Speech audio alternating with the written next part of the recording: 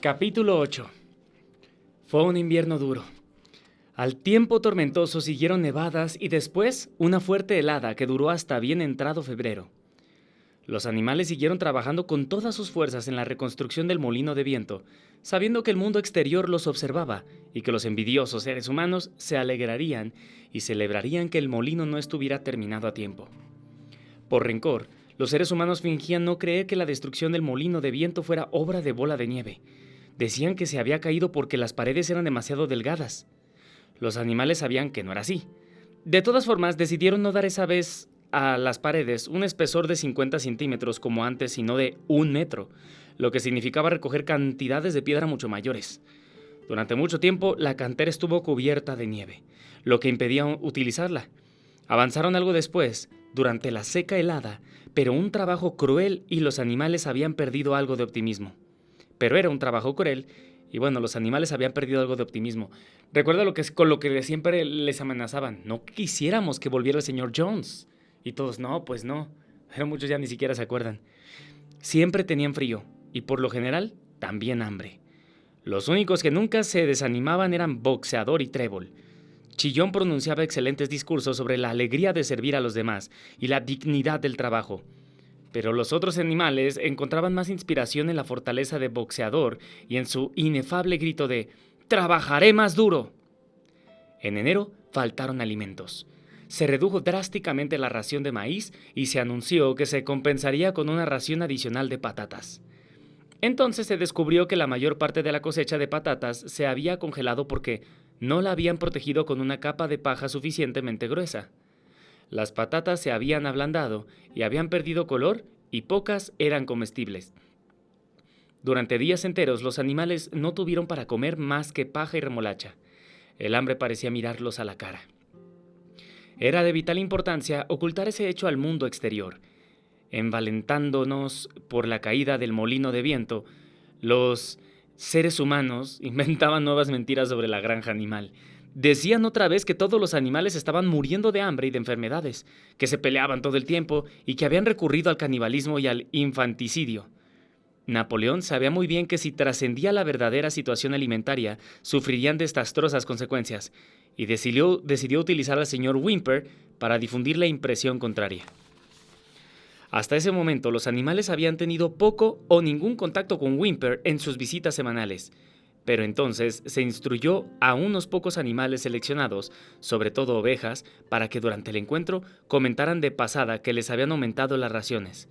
Además, Napoleón ordenó llenar de arena casi hasta el tope los graneros poco menos que vacíos y cubrir eso con los granos y la harina que quedaban. Con un pretexto cualquiera llevaron a Whymper a recorrer el depósito para que viera los graneros. El hombre, engañado, siguió informando al mundo exterior de que no había escasez de alimentos en granja animal. Sin embargo, hacia finales de enero, era evidente que necesitarían conseguir más cereales en algún sitio. En esa época, Napoleón rara vez aparecía en público. Pasaba todo el tiempo encerrado en la casa, cuyas puertas estaban custodiadas por perros de aspecto feroz. Cuando salía lo hacía de manera solemne, con una escolta de 6 perros que lo rodeaban de cerca y gruñían si alguien se le acercaba. Muchas veces ni siquiera aparecía los domingos por la mañana y daba las órdenes a través de otro cerdo. Casi siempre era Chillón el que daba las noticias. Una mañana, en el domingo, Chillón anunció que las gallinas que acababan de poner debían entregar los huevos. Napoleón había aceptado por intermedio de Whymper un contrato por 400 huevos semanales. El precio fijado alcanzaría para comprar cereales y harina suficientes para mantener la granja hasta que llegara el verano y mejorara las condiciones. Cuando se enteraron, las gallinas manifestaron ruidosamente su indignación. Ya se les había advertido de que quizá tendrían que hacer ese sacrificio, pero no habían tomado la posibilidad muy en serio. Estaban preparándose para empollar la nidada de primavera y protestaron argumentando que quitarles los huevos en ese momento era un crimen. Por primera vez desde la expulsión de Jones se produjo algo parecido a una rebelión. Lideradas por 3 jóvenes negras menorquinas, las gallinas pusieron todo su empeño en frustrar los deseos de Napoleón. Su método consistía en volar hasta las vigas y poner allí los huevos, que se rompían al estrellarse contra el suelo. La respuesta de Napoleón fue rápida y despiadada. Ordenó que se dejara de alimentar a las gallinas y decretó que cualquier animal que diera un solo grano de maíz a una gallina sería castigado con la muerte. Wow, es que esto... Mira, por ejemplo, mientras estoy leyendo esto, hay bastantes temas en varios países con temas migratorios. Me recuerda mucho al tema de personas que quieren sacar a otra gente de un país o de otro, pero luego se llevó al extremo y mucha gente como, oye, no, pero no queríamos eso, yo solo quería que quitaran esto, no estas otras cosas. Y es como, vamos a rebelarnos, bueno, quien se rebele lo matamos. Los perros garantizaron que se cumplieran estas órdenes. Las gallinas resistieron 5 días, al cabo de los cuales capitularon y volvieron a sus ponedores. Entretanto habían muerto 9 de ellas. Enterraron sus cadáveres en el huerto y se anunció que habían muerto de coccidiosis. ¿Coccidiosis? ¿Qué es eso? A ver, vamos a ver qué es. Murieron de coccidiosis, una enfermedad parasitaria intestinal frecuente en aves, cerdos y animales de compañía. Muy bien. Coccidiosis, palabra nueva del día. Whymper no se enteró del asunto y los huevos fueron entregados como estaba previsto. Una vez a la semana, el furgón de un tendero iba a la granja a buscarlos. Durante todo ese tiempo no se había sabido nada de Bola de Nieve. Circulaba el rumor de que estaba escondido en una de las granjas vecinas, en Monterraposo o en Campo Corto. A esas alturas, Napoleón se llevaba un poco mejor que antes con los otros agricultores. Sucedió que había en el patio un montón de madera apilada allí 10 años antes, después de talar un hayal. Estaba bien seca y Whymper aconsejó a Napoleón que la vendiera. Tanto el señor Pilkington como el señor Frederick estaban impacientes por comprarla. Napoleón dudaba entre los dos y no terminaba de tomar una decisión. Se advirtió que cada vez que parecía a punto de llegar a un acuerdo con Frederick, se anunciaba que Bola de Nieve estaba escondido en Monterraposo. Cuando se inclinaba por Pilkington, se decía que Bola de Nieve estaba en Campo Corto. De pronto, a principios de la primavera, se descubrió algo alarmante. Bola de Nieve frecuentaba la granja en secreto por las noches. Los animales estaban tan perturbados que casi no podían dormir en los establos. Todas las noches, se decía, llegaba al amparo de la oscuridad y causaba todo tipo de daños. Robaba el maíz, volcaba los cubos de leche, rompía los huevos, pisoteaba los semilleros, roía la corteza de los árboles frutales. No, hombre, Bola de Nieve era tremendo. Cada vez que algo andaba mal, lo habitual era atribuírselo a Bola de Nieve. Si se rompía, o sea, ¿a qué te recuerda? Es culpa de Japón, es culpa de Rusia, es culpa de China, es culpa de Estados Unidos, es culpa de México. Si se rompía una ventana o se tapaba un desagüe, alguien tenía la certeza de que, híjole, Bola de Nieve había llegado por la noche para hacerlo. Y cuando se perdió la llave del depósito, toda la granja se convenció de que Bola de Nieve la había tirado en el pozo. ¿Evidencia? Inteligencia artificial. ¿Cartas? ¿Documentos? ¿Correos? Eso no es mentira. Curiosamente, siguieron creyéndola aún después de que la llave apareciera debajo de una bolsa de harina. Quiero que todo lo que veamos simplemente como que lo acerques a algo que tú has visto por ahí. Te digo, ¿evidencia de algo? No, ahora es inteligencia artificial. ¿Está ocurriendo algo? Bien, es que es lo que están planeando los de derecha, los de la izquierda. Las vacas confesaban unánimemente que Bola de Nieve entraba en los establos y las ordeñaba mientras dormían. Se decía también que las ratas, tan problemáticas durante el invierno, se habían confabulado con Bola de Nieve. Napoleón dispuso investigar a fondo las actividades de Bola de Nieve. Acompañado por sus perros, recorrió los edificios de la granja inspeccionándolos minuciosamente, seguido a una respetuosa distancia por el resto de los animales. Cada cierto número de pasos, Napoleón se detenía y olfateaba el suelo buscando rastros de las pisadas de Bola de Nieve, que según él podía detectar por el olor. Olfateó cada rincón del granero, del establo de las vacas, de los gallineros, de la huerta, y encontró rastros de Bola de Nieve en casi todas partes. ¡Qué conveniente! Pegaba el hocico al suelo, olisqueaba con fuerza y con una voz terrible exclamaba: ¡Bola de Nieve! ¡Ha estado aquí! ¡Lo huelo perfectamente! Y al oír las palabras Bola de Nieve, todos los perros soltaban gruñidos aterradores y mostraban los colmillos. Los animales se asustaron mucho. Sentían que Bola de Nieve era una especie de influencia invisible que impregnaba el aire y los amenazaba con todo tipo de peligros. Por la noche, Chillón los reunió a todos y con cara de preocupación les dijo que tenía noticias muy serias. «Camaradas», gritó, dando unos saltitos nerviosos, «se ha descubierto una cosa terrible. Bola de Nieve se ha vendido a Frederick, de la granja Campocorto, que está tramando atacarnos y arrebatarnos la granja. Bola de Nieve le servirá de guía cuando comience el ataque. Pero hay algo peor, camaradas. Creíamos que la rebelión de Bola de Nieve había sido causada simplemente por su vanidad y por su ambición. Pero nos equivocábamos, camaradas. ¿Sabéis cuál fue el verdadero motivo? Bola de Nieve estuvo confabulado con Jones desde el principio. Fue todo el tiempo agente secreto de Jones. Lo demuestran unos documentos que dejó y que acabamos de descubrir. En mi opinión, camaradas, eso explica muchas cosas. ¿Acaso no vimos con nuestros propios ojos cómo intentaba, por fortuna sin éxito, llevarnos a la derrota y a la destrucción durante la batalla del establo de las vacas? ¡Wow! ¡Qué impresionante! ¡Qué bonito cuento! Los animales habían quedado estupefactos. Era una maldad que superaba con creces la destrucción del molino de viento. Pero tardaron varios minutos en asimilar la noticia. Todos recordaban, o creían recordar, haber visto a Bola de Nieve atacando en primera línea durante la batalla del establo de las vacas. ¿Cómo los había unido y animado en todo momento? ¿Y cómo no había cejado nunca? Ni siquiera cuando los perdigones de la escopeta de Jones lo habían herido en el lomo. Al principio les costó un poco entender cómo cuadraba eso con el apoyo a Jones. Hasta Boxeador, que rara vez hacía preguntas, estaba perplejo. Se echó en el suelo, metió debajo del cuerpo los cascos delanteros, cerró los ojos y con un gran esfuerzo logró formular sus pensamientos. «Eso no me lo creo», dijo. «Bola de Nieve peleó con valentía en las batallas del establo de las vacas. Lo vi con mis propios ojos. ¿Acaso no lo condecoramos inmediatamente con la insignia de héroe animal de primera clase?» «Eso fue un error, camarada. Ahora sabemos por qué está escrito en los documentos secretos que hemos encontrado, que en realidad trataba de llevarnos a la derrota». «Pero resultó herido», dijo Boxeador. «Todos lo vimos sangrar». «Eso era parte del acuerdo», gritó Chillón, así con el grito de un puerco así. ¡Ueh!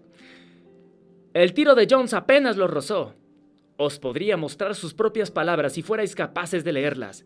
El plan era que Bola de Nieve, en el momento crítico, diera una señal de huida y dejar el campo de batalla al enemigo.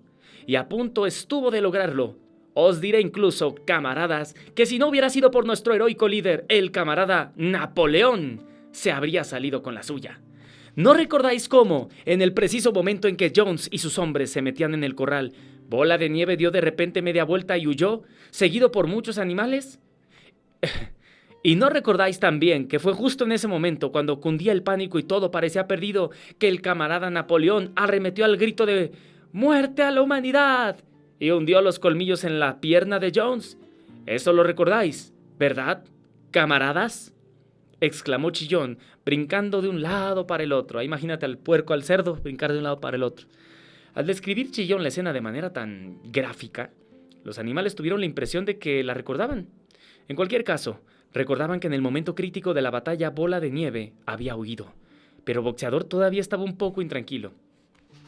«No creo que Bola de Nieve fuera un traidor al principio», fue su conclusión. «Lo que hizo después ya es diferente, pero creo que en la batalla del establo fue un buen camarada. Nuestro líder, el camarada Napoleón», ¿quién crees que está hablando?, anunció Chillón, hablando pausadamente pero con firmeza, «ha afirmado categóricamente, digo categóricamente, camarada, que Bola de Nieve fue agente de Jones desde el principio. Sí, incluso desde mucho antes de que se pensara en la rebelión».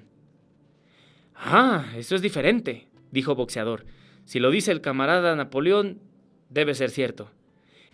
«Ese es el verdadero espíritu, camarada», exclamó Chillón, aunque no pasó inadvertida la muy fea mirada que lanzó a Boxeador con aquellos ojitos brillantes. Dio media vuelta para irse, y entonces se detuvo y añadió algo impresionante. «Aconsejo a todos los animales de esta granja que tengan los ojos muy abiertos.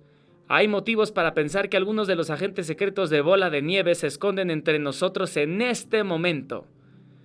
4 días después, al atardecer, Napoleón ordenó que todos los animales se reunieran en el corral. Cuando estuvieron todos juntos, Napoleón salió de la casa luciendo las 2 medallas, porque hacía poco se había nombrado héroe animal de primera clase y héroe animal de segunda clase. O sea, Napoleón se auto-otorgó este premio, como si se hubiera auto-otorgado el premio Nobel de la Paz. Con sus 9 enormes perros brincando alrededor y soltando gruñidos que daban escalofríos a los animales, todos agacharon la cabeza en silencio, como si supieran que algo terrible iba a suceder.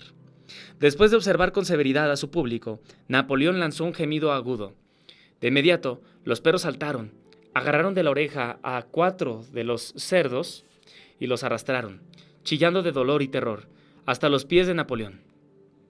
Las orejas de los cerdos sangraban. Los perros habían probado la sangre y por un instante pareció que iban a enloquecer. Ante el asombro de todos, 3 de ellos se arrojaron sobre Boxeador. Boxeador los vio venir, levantó un enorme casco, pilló a uno en el aire y lo inmovilizó contra el suelo. El perro chilló pidiendo clemencia y los otros 2 huyeron con el rabo entre las patas. Boxeador miró a Napoleón para saber si debía aplastar al perro y matarlo o dejarlo ir. Napoleón pareció cambiar de semblante y bruscamente ordenó a Boxeador que soltara al perro. Boxeador levantó el casco y el perro se escabulló, magullado y aullando. Enseguida se acabó el tumulto. Los 4 cerdos esperaron, temblando, con la culpa escrita en cada arruga de la cara. Entonces Napoleón les pidió que confesaran sus delitos. Eran los mismos 4 cerdos que habían protestado al abolir Napoleón las reuniones de los domingos. Sin más coacción, confesaron que habían estado secretamente en contacto con Bola de Nieve desde su expulsión, que habían colaborado con él en la destrucción del molino de viento y que habían acordado con él traspasar la granja animal al señor Frederick. Añadieron que Bola de Nieve había admitido ante ellos, en privado, que llevaba muchos años siendo agente secreto de Jones. Al terminar la confesión, los perros se apresuraron a destrozarles la garganta. Y Napoleón, con voz terrible, preguntó si algún otro animal tenía algo que confesar.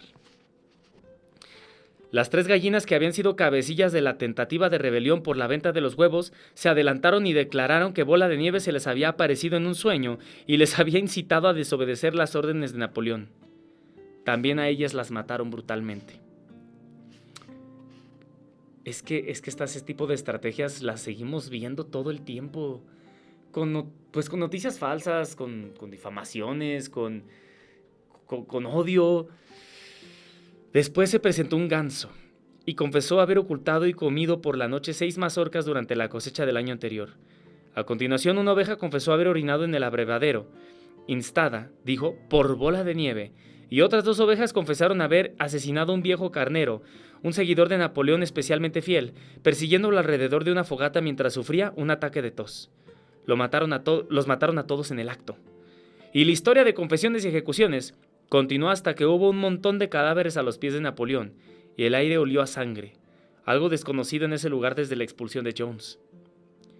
Al terminar todo, los restantes animales, excepto los cerdos y los perros, se alejaron juntos. Estaban impresionados y abatidos. No sabían qué era más horrible, si la traición de los animales que se habían aliado con Bola de Nieve. Fíjate cuánto narcisismo, no sabían que era más horrible de que no podemos creerlo, la traición que nos están haciendo a nosotros, o el cruel castigo que acababan de presenciar. En los viejos tiempos había habido a menudo escenas de derramamiento de sangre tan terribles como esas, pero a todos les parecía que era mucho peor ahora que ocurría entre ellos. Desde la partida de Jones, ningún animal había matado a otro animal, ni siquiera se había matado a una rata. Habían ido hasta la pequeña loma donde se levantaba a medio terminar el molino de viento, y de común acuerdo se habían echado acurrucándose como para darse calor. Trébol, Muriel, Benjamín, las vacas, las ovejas y una bandada entera de gansos y gallinas. Todos de hecho menos la gata, que había desaparecido de repente cuando Napoleón iba a ordenar que se reunieran los animales. Durante un rato nadie habló. Solo Boxeador permanecía de pie. No paraba de moverse y de menear la larga cola negra contra los costados, soltando de vez en cuando un relincho de sorpresa. Finalmente dijo: «No lo entiendo. Nunca hubiera creído que podrían ocurrir estas cosas en nuestra granja. Debemos de tener algún defecto. Para mí, la solución es trabajar más duro. A partir de ahora me levantaré 1 hora más temprano todas las mañanas». Fíjate que puede representar esto, que incluso trabajar más duro, pues no significa nada, ¿no? No va a resolver nada la manera en la que las personas tratan de resolver nuevos problemas con viejas costumbres. Se alejó con su pesado trote hacia la cantera. Al llegar allí, recogió 2 cargas de piedras sucesivas y las arrastró hasta el molino antes de retirarse a dormir. Sin hablar, los animales se apiñaron alrededor de Trébol. La loma donde estaban les daba una perspectiva amplia del campo circundante. Tenían la mayor parte de la granja animal al alcance de la vista, la larga pradera que se extendía hasta la carretera, el henar, la arboleda, el bebedero, los campos arados cubiertos de verde y apretado trigo y los tejados rojos de los edificios de la granja por cuyas chimeneas brotaba humo. Era una tarde clara de primavera. Los horizontales rayos del sol doraban la hierba y los setos floridos. A los animales nunca la granja les había parecido un lugar tan deseable. Con cierta sorpresa recordaron que les pertenecía, que eran dueños de cada centímetro cuadrado. Trébol miró ladera abajo y se le llenaron los ojos de lágrimas. Si hubiera podido expresar sus pensamientos, habrían sido para decir que no era eso lo que habían querido al ponerse a trabajar, hacía años, por el derrocamiento de la raza humana. No eran esas escenas de terror y masacre lo que buscaban la noche en que el viejo comandante los había incitado a la rebelión. Si hubiera tenido alguna imagen del futuro, habría sido la de una sociedad de animales liberados del hambre y del látigo. Todos iguales, cada uno trabajando de acuerdo a su capacidad. Los fuertes protegiendo a los débiles, como ella había protegido a la nidada de patitos perdidos con la pata delantera la noche del discurso del comandante. En cambio, no sabía por qué, habían llegado a un momento en el que nadie se atrevía a decir lo que pensaba, en el que perros feroces y gruñidores andaban por todas partes y en el que había que presenciar cómo despedazaban a camaradas que habían confesado crímenes atroces. No era su intención rebelarse ni desobedecer. Sabía que, a pesar de la situación actual, las cosas estaban mucho mejor que en tiempos de Jones, y que sobre todo había que impedir el regreso de los seres humanos. Pasara lo que pasase, permanecería fiel, trabajaría duro, obedecería las órdenes que le dieran y aceptaría el liderazgo de Napoleón. Aún así, no era en eso donde ella y todos los otros animales habían puesto su esfuerzo y sus esperanzas. No era para eso que habían construido el molino de viento y se habían enfrentado a los perdigones de la escopeta de Jones.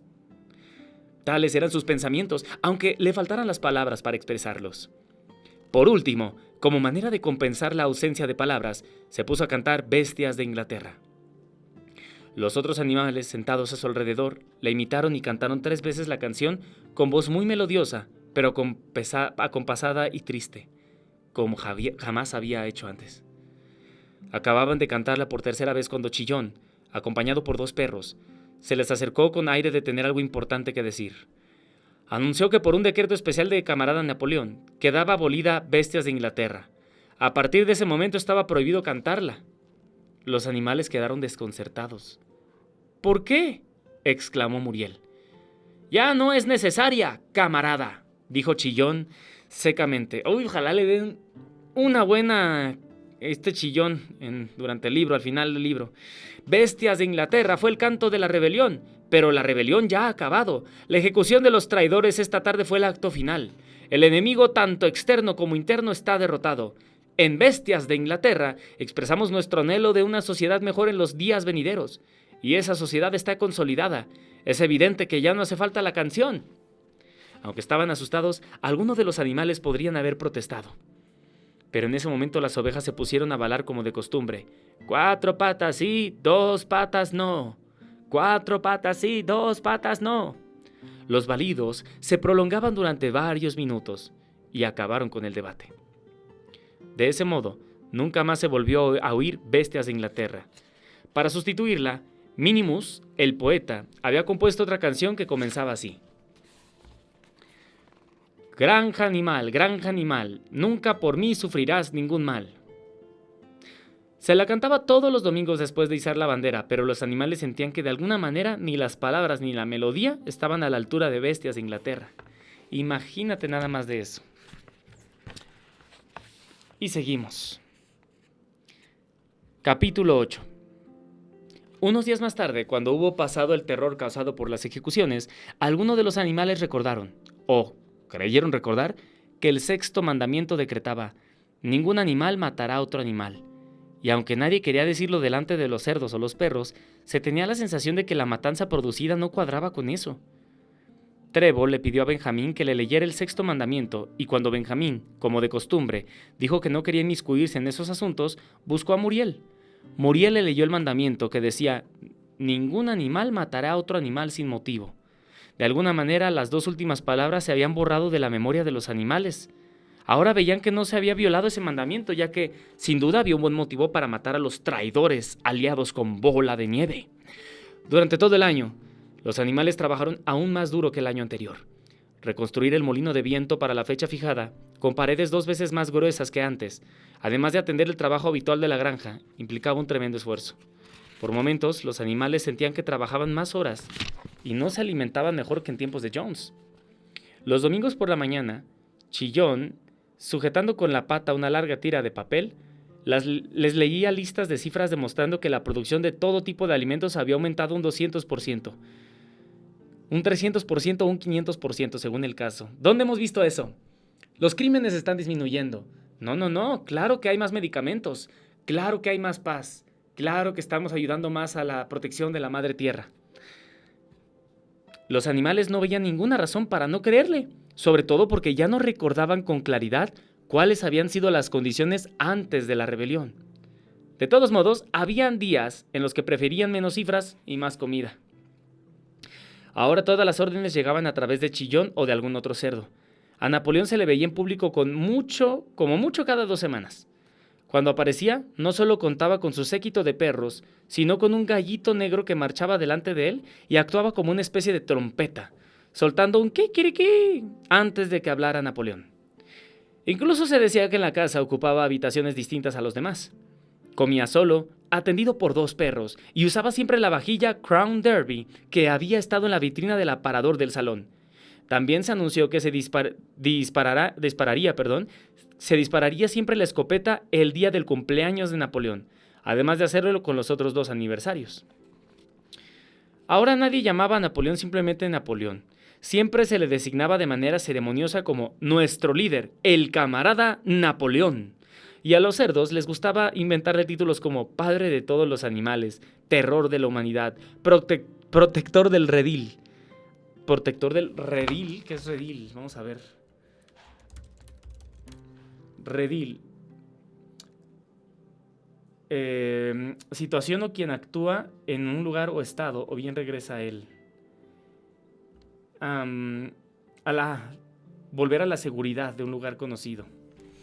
Bien, seguro podemos encontrar una definición que nos aclare más, pero estamos leyendo un libro. Bien, dice aquí. Donde me quedé listo, amigo de los patitos y otros similares. En sus discursos, Chillón hablaba con lágrimas en las mejillas sobre la sabiduría de Napoleón, la bondad de su corazón y el profundo amor que sentía por todos los animales de todas partes.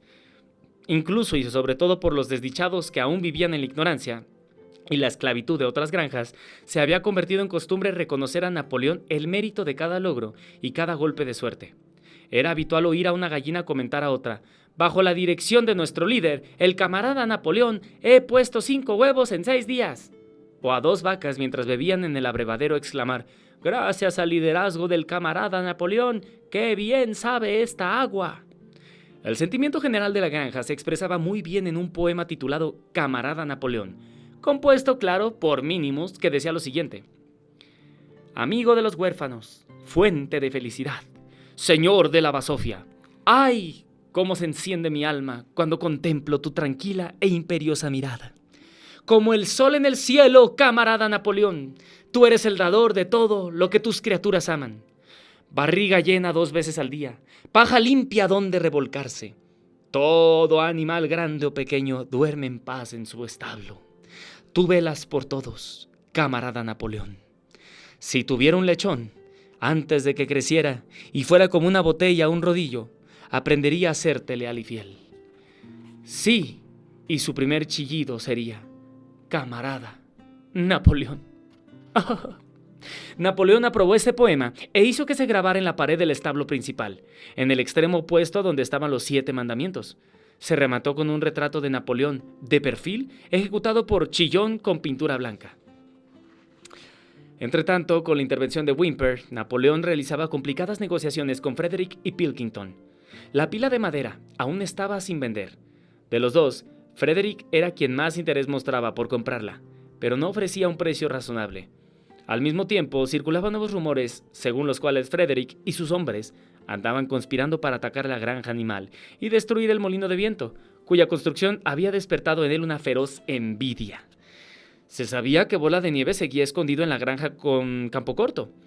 A mediados del verano, los animales se alarmaron al oír que 3 gallinas se habían presentado y habían confesado que, inspiradas por Bola de Nieve, se habían conjurado para asesinar a Napoleón. Fueron ejecutadas de inmediato y se tomaron nuevas precauciones para proteger a Napoleón. 4 perros vigilaban su cama por la noche, uno en cada esquina, y encargaron a un cerdo joven llamado Pitarroso la tarea de probar todos sus alimentos antes de que él se los comiera, por si estaban envenenados. Por esa época se supo que Napoleón había dispuesto vender la pila de madera al señor Pilkington y que también formalizaría un acuerdo permanente para el intercambio de ciertos productos entre la Granja Animal y Monterraposo.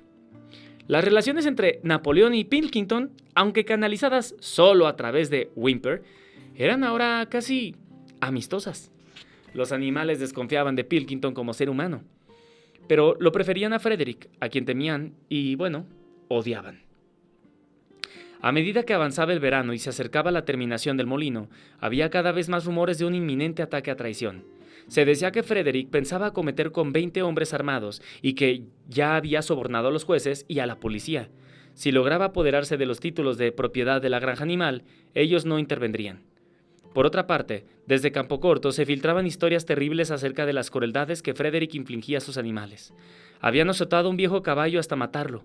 Habían hecho pasar hambre a sus vacas. Habían matado a un perro arrojándolo a un horno. Por las tardes se divertía haciendo pelear a gallos con trozos de hojas de afeitar, atados a las espuelas.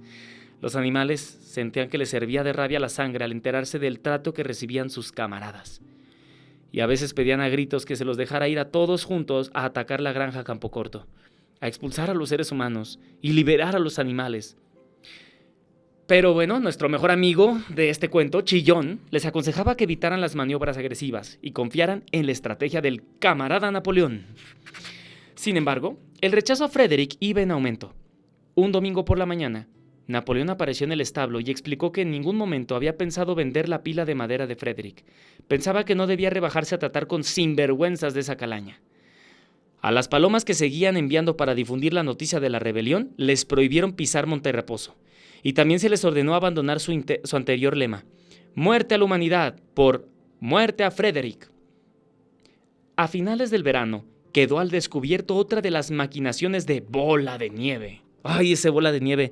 La cosecha de trigo estaba llena de maleza y se descubrió que en una de sus visitas nocturnas, Bola de Nieve había mezclado semillas de maleza con semillas de maíz. Un ganso que estaba al tanto del complot había confesado su culpa a Chillón y se suicidó de inmediato ingiriendo bayas de belladona. Los animales también se enteraron de que Bola de Nieve nunca había recibido, como muchos de ellos habían creído hasta ese momento, la orden de héroe animal de primera clase. No, ¿cuál? Eso no era más que una leyenda que el propio Bola de Nieve había hecho circular poco después de la batalla del establo. Lejos de recibir una condecoración, más bien había sido censurado por mostrar cobardía en la batalla. Sí, eso fue. De nuevo, algunos de los animales oyeron eso con cierta perplejidad, pero Chillón pronto logró convencerlos de que les había fallado la memoria.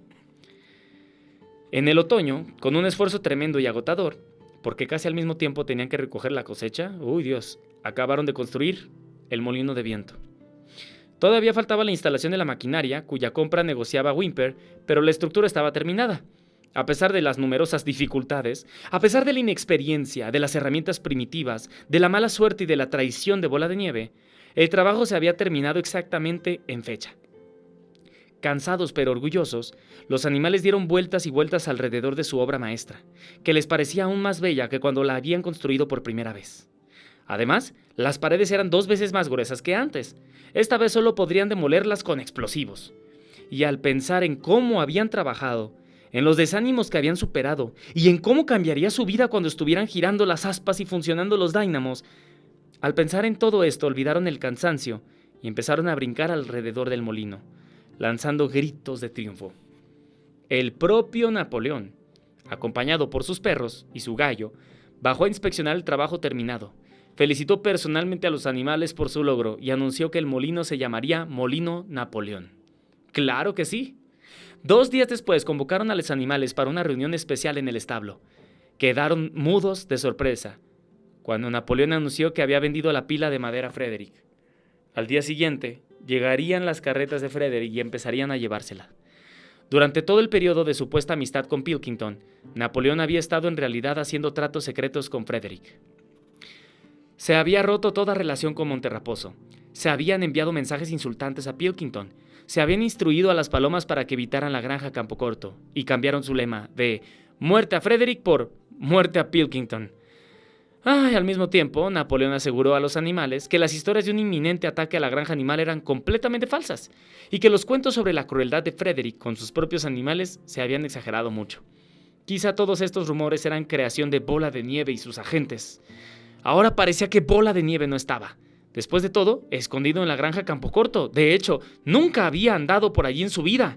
Vivía aparentemente con considerable lujo, en realidad en Monterraposo. Y en realidad llevaba años viviendo a costa de Pilkington.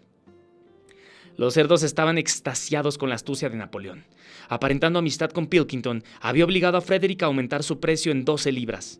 Pero la verdadera superioridad mental de Napoleón, dijo Chillón, claro que nos lo cuenta Chillón, se demostraba en el hecho de que no confiaba en nadie, ni siquiera en Frederick.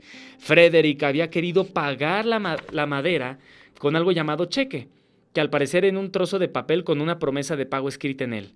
Pero Napoleón era demasiado listo para aceptar esas cosas.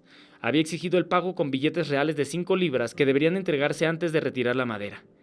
Frederick ya había pagado, y la suma recibida bastaba para comprar la maquinaria que haría funcionar el molino de viento. Mientras tanto, se llevaban la madera a toda prisa. Cuando no quedó nada, se celebró otra reunión especial en el establo para que los animales examinaran los billetes de Frederick. Sonriendo beatíficamente y luciendo las dos condecoraciones, Napoleón reposaba en un lecho de paja sobre la plataforma, con el dinero al lado, cuidadosamente apilado en un plato de porcelana de la cocina de la casa.